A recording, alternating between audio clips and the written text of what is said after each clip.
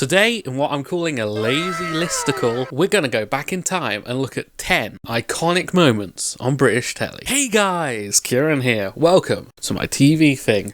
Kieran's TV thing. Yeah. Oh my god. Oh my god. Changing Rooms is a home improvement show which ran on the BBC between 1996 and 2004. In the show, two pairs of neighbours would swap each other's homes and were given a £500 budget to renovate a single room in 2 days. It often led to some interesting design choices, but in an age of millennial grey Instagram flips, some of them aren't that bad.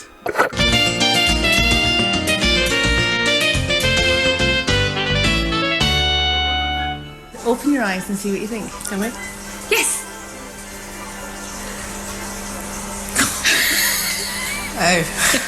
Oh. It's I know. the garden programme, there's a water feature. There's a water feature. And no Charlie Dimmock, just a water feature. Oh, I'm so You're speechless. You are both speechless. right. One of the show's most iconic moments happened in a 2000 episode where a Wandsworth resident, Clodagh, and her daughter Julia asked for a nice corner unit for their prize teapot collection worth over £6,000. Linda Barker, however, decided to install a floating shelf suspended from the ceiling. Some books proved too much and the shelf collapsed, destroying the entire collection. Oh my god. Oh my god. That is all our teapots. Oh no. That is all our teapots. Oh no. Linda was a good sport about it though and took the rap for her mistake. It's not to do anything to do with you. It's my fault entirely, and I'm going to take responsibility for that. And I'm going to meet Clodagh and tell her exactly what's happened. Okay? And I'm really sorry I've put you through this. I am so sorry. Clodagh did get a nice insurance payout for the damage to her teapots, some of which had sentimental value, like a Clarice Cliff pot, which was one of her mother's 21st birthday presents. In a Guardian article from 2020, Clodagh said she didn't regret going on the show. It was a good lesson for her daughter in respecting other people's stuff. Although Clodagh does get a funny feeling when she sees Linda Barker on the TV. My mum has similar feelings about Claudia Winkleman's Fringe. Anyway, this event marked the beginning of the end, as 4 years later, the show was cancelled due to dwindling viewing figures. Teapot collectors around the country rejoiced. David's dead. No, it's not. Since it started in 2000, Big Brother has had many a memorable moment in its 25-year run. But this iconic moment comes from Series 17 of the Celebrity Big Brother, which aired on Channel 5 in early 2016. The celebrity lineup of housemates included Gemma Collins, I'm claustrophobic, Darren! Tiffany Pollard, and David Guest. When the producers of the show told Angie Bowie that her ex-husband, David, had died of cancer, she just had to tell someone. Unfortunately, only Tiffany Pollard was to hand. Tiffy, you gotta do me a favor. Anything. You can't say a word. Nothing. David's dead. No, it's not. Tiffany mistakes David Bowie for fellow housemate David Guest, who was resting at bed at the time. It led to this hilarious moment. What? They told me that David is dead. David? Yes. David? David? Yes. She said he just died and I can't hold this in by myself. No! Yeah. Oh, you gotta help me. I gotta deal with this now. I f***ed it up. Oh, Jesus. Where's David? Where's David? Where's David? Where's David? He's fine. He's He's fine. fine. He's He's fine. fine. Why the did she hear that? What the hell? She told me that David died. What did I do? You told her that David was dead with cancer. Yes, he is. He's in there asleep. Oh, David, my ex-husband. It's not my place. It's not my place to tell you this. It's not. Yeah, don't. She's Yeah, go on then. misunderstood the name. The name, That's the all last I'm going name, to that's say. all. She said that he dropped dead of cancer. Tiffany, yes, that is true, but you've got the name wrong. Wrong David. It's the wrong David. It's the wrong David, honey. Weirdly though, David Guest passed away in April 2016, less than 2 months after walking out of the house. Spooky. Oh, sorry. Oh. Major Charles Ingram was a contestant on a September 2001 recording of the ITV quiz show Who Wants to Be a Millionaire. He did particularly well, although his playstyle was a little weird, and he took way too many risks. He ended his first day with £4,000 and only his 50-50 lifeline left. On the second night, When asked who had the hit UK album with Born to Do It, released in 2000, he had no idea who any of the answers were. He used his 50-50 and was adamant it was A1, but he quickly changed his mind to the correct answer of Craig David. You just won £32,000. Oh, you did that!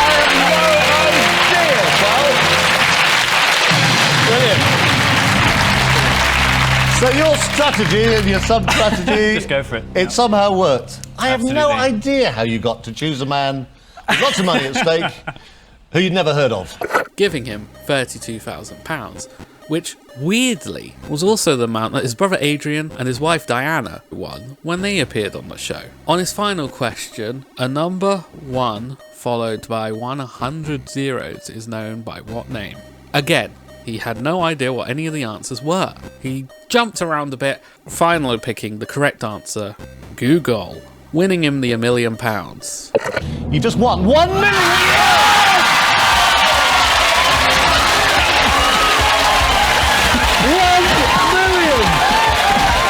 You are the most amazing contestant we have ever had. The producers got a little sussy and searched Charles on the way out, but they found no method for cheating. After a tip-off, the production company Cellar Door started investigating the footage, and they noticed coughing. Oh, Jesus, it's so obvious. First of all, coming from one of the waiting contestants, Teapots Whittock, also from Charles' wife Diana. The evidence was handed over to the police, and the three were charged with procuring the execution of a valuable security by deception. The case went to trial at Suffolk Crown Court, where Charles, Diana and Whittock were convicted on the 7th of April 2003, leaving the Ingrams with a 2-year suspended sentence and defence costs of £115,000. Who wanted to be a millionaire? My God, these three certainly did. You are facing a 50-50. Guilty or not guilty? The Crown believes the answer to be self-evident. They are guilty as charged. I've always found this such an interesting story because there's so many weird aspects to it. Like, there was this secret organisation who helped people to get onto the show. It's very strange. And the recordings of this episode was on the 9th and 10th of September 2001. Weird. I definitely recommend you check out the excellent 2020 ITV drama quiz if you want to dive more into this. What a sad little life, Jane. Come Dine With Me is a reality show where some amateur cooks each take turns at hosting a 3-course dinner party. After each dinner, the guests hop in a taxi and rate their host's performance. At the end of the week, the contestant with the best score gets £1,000. The show is known for its light-hearted banter and occasional awkward moments. See what that tastes like.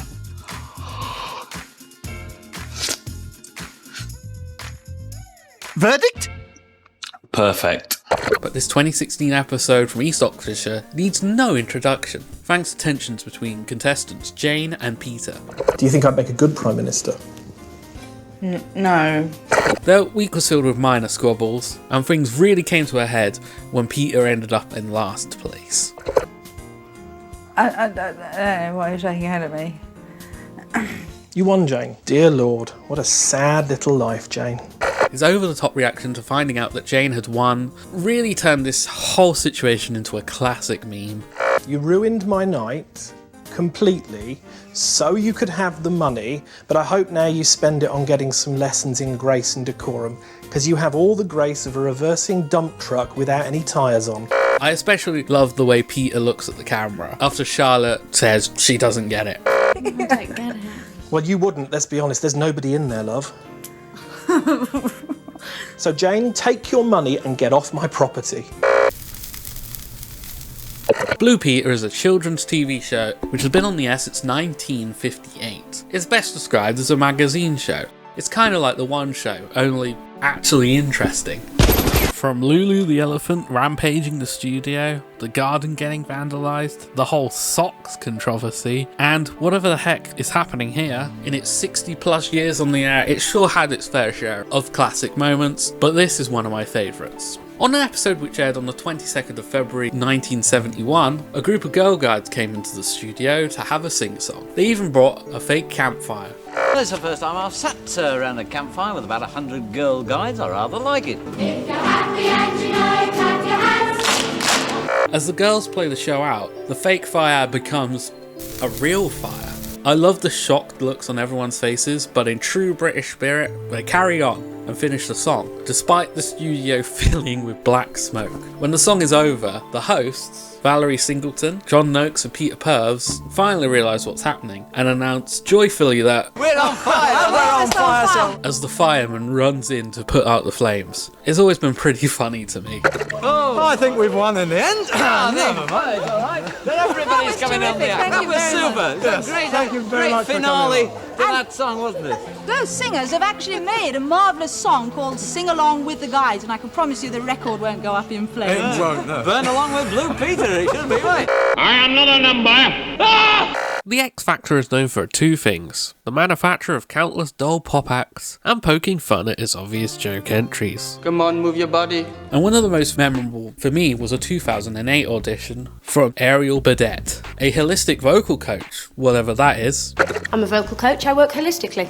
Oh, thanks, that really cleared it up. Her audition starts with her iconic line, lifted straight from The Prisoner. I am not a number, I'm a human being. No, Ariel, you are number 6. Her performance was interesting to say the least. A medley of random genres mashed together, as she is a generalist, not specialist, a generalist, and her voice does many things. I got the X Factor, so show me your stage.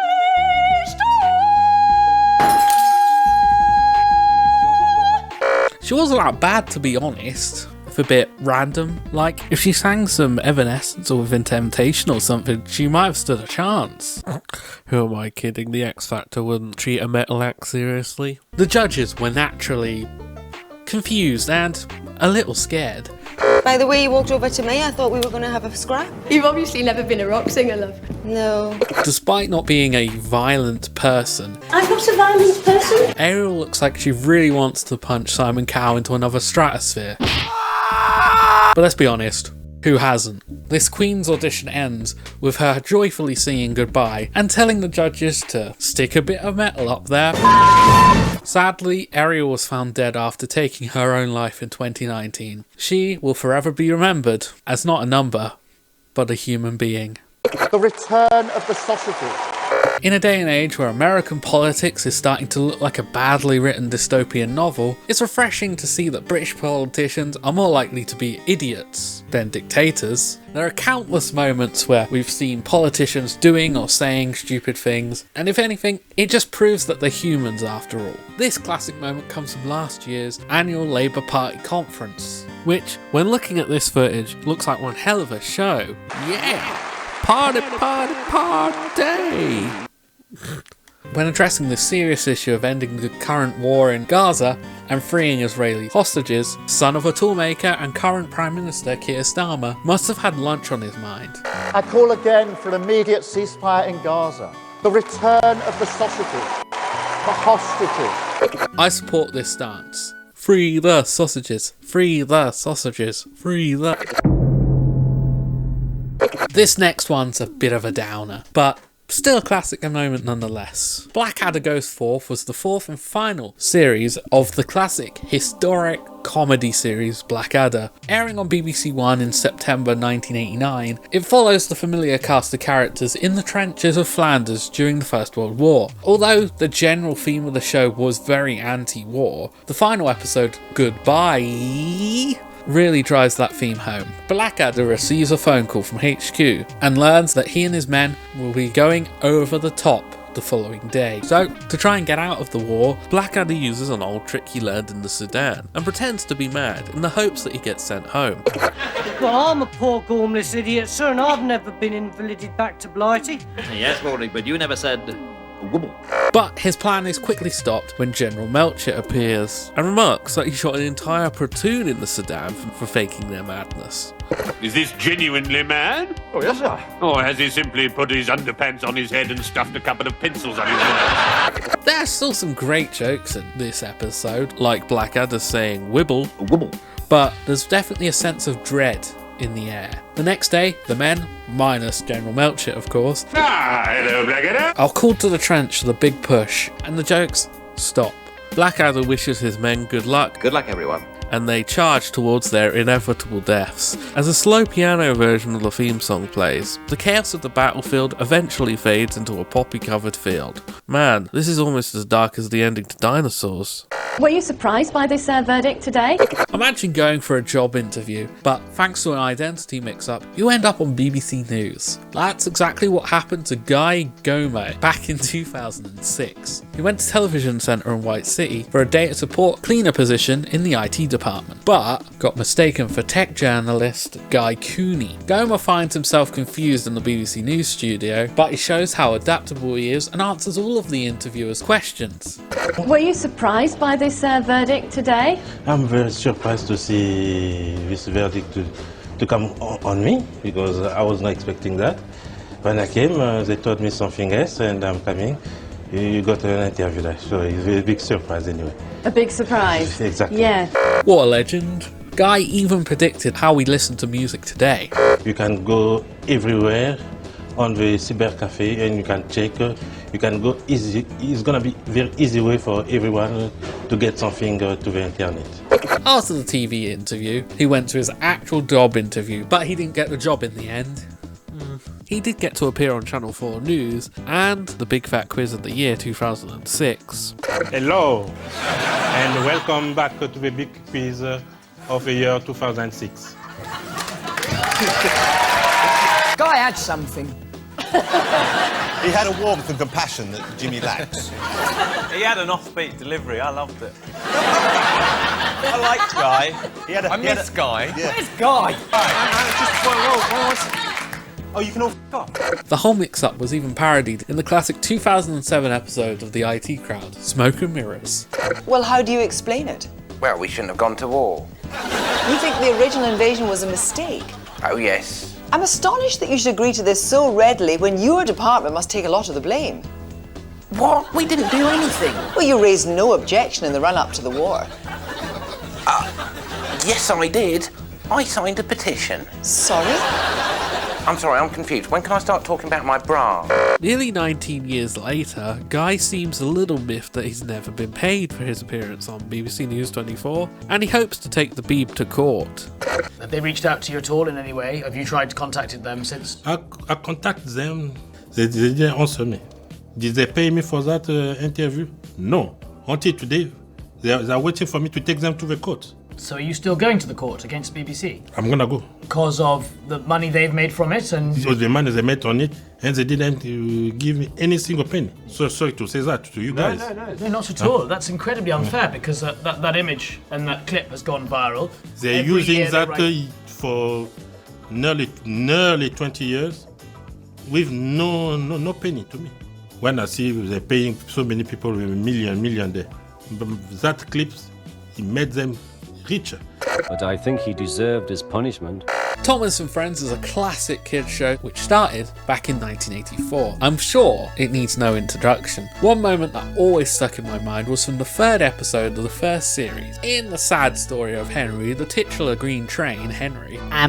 Actually, he's a green mixed traffic tender engine based off of a London, Midland and Scottish Railway Stainer 5MT Black 54-6-0. Okay, weird train guy. Henry is pulling a passenger train when it starts raining. He hides in a tunnel and refuses to move until it stops raining, as it will ruin his nice green paint. The rain will spoil my lovely green paint and red stripes, he said.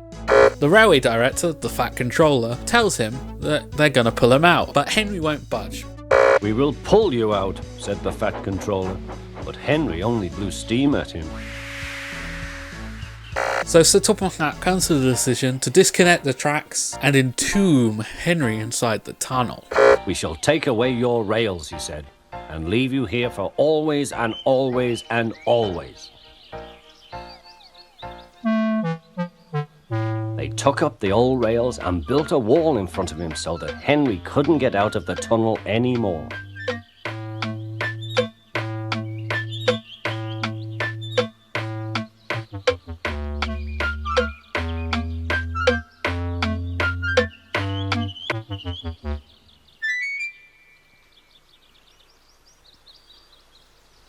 Poor Henry had no steam to answer. His fire had gone out. Sutton dirt from the tunnel had spoilt his lovely green paint and red stripes anyway. He wondered if he would ever be allowed to pull trains again. But I think he deserved his punishment. Don't you? The way the camera just zooms in on Henry's miserable face while the kind of cheerful Thomas theme starts has always been an iconic moment to me.